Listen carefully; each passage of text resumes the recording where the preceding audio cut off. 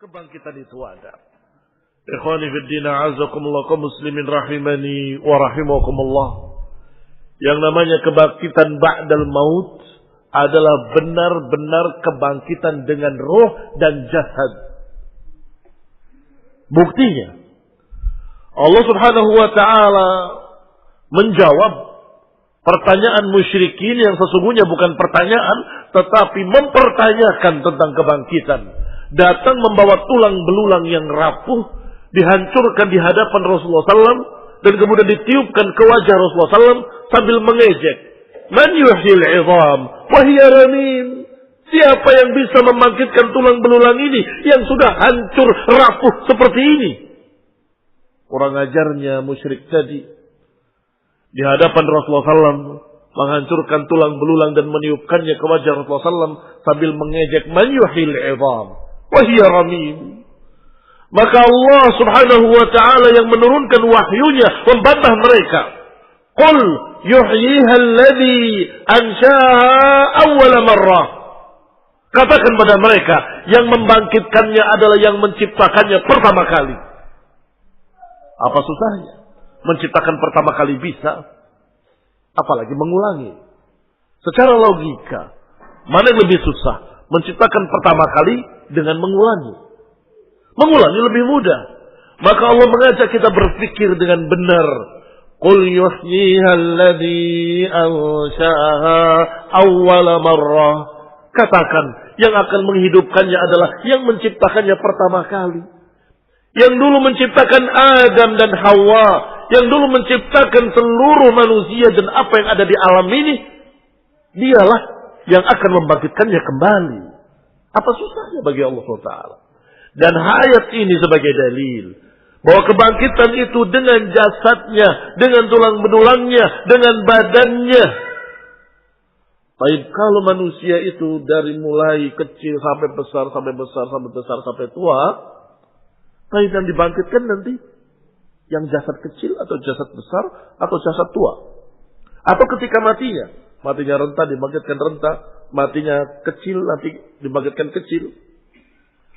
Ikhwan ibn a'azakumullah, semua yang sudah mendapatkan beban syariat, artinya sudah dewasa, maka akan dibangkitkan dalam keadaan berumur kurang lebih 33 tahunan. Sedang pas-pasnya, ukuran yang tidak muda tidak tua. Ikhwan ibn a'azakumullah, kaum muslimin rahimani wa rahimakumullah. Disebutkan oleh Syekh di sini, wal imanu bil ba'thi waradat fihi ayatun katsirah.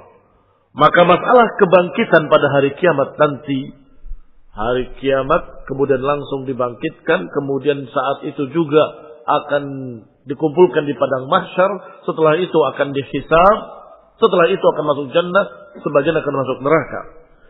Diriwayatkan dalam sekian banyak hadis dan sekian banyak ayat. Yukhbirullahu tabaraka fiha an ihya'in nasi ba'da mautihim. Allah menyebutkan dalam ayat-ayatnya bagaimana Allah menghidupkan manusia setelah kematian mereka. Membangkitkannya kembali dari kubur-kubur mereka. Liyujazihim, untuk membalas mereka. Ma qaddamu fi hadhil hayah, untuk membalas mereka apa yang mereka perbuat di kehidupan dunia. Ikhwan ibn a'azakumullah, apakah mungkin Allah membiarkan seorang yang sangat zalim mati belum dibalas, kemudian tidak ada pembalasan?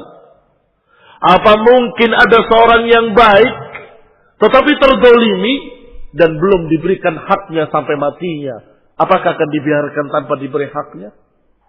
Tidak mungkin. Itu bertentangan dengan keadilan Allah Subhanahu wa ta'ala.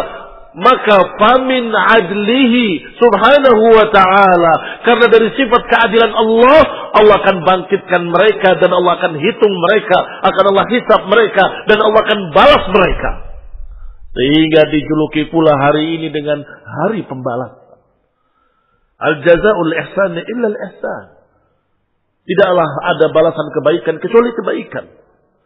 Sedangkan sayyi'ah, enggak ada balasannya kecuali sayyi'ah mislaha. Kejelekan dibalas dengan kejelekan yang setimpal. Ikhwan ibn a'azakullah, sehingga kalau tidak ada kebangkitan, tidak ada perhitungan, tidak ada hisab, maka ini berarti berburuk sangka kepada Allah subhanahu wa ta'ala. Berburuk sangka kepada Allah yang maha adil. Maka Ahlus Sunnah wal Jamaah, kaum muslimin, beriman bahwa dengan keadilan Allah subhanahu wa ta'ala, Allah akan bangkitkan mereka dan Allah akan membalas mereka, yang baik dengan yang baik, yang jelek dengan kejelekan. Karena Allah tabaraka wa ta'ala lam yakhluqin nas abasan wa la tarakahum hamalan wa sudan. Karena Allah subhanahu wa ta'ala tidak menciptakan manusia sia-sia. Allah tidak menciptakan manusia kemudian dibiarkan begitu saja. Hamalan wa sudan. Ayahsabul insan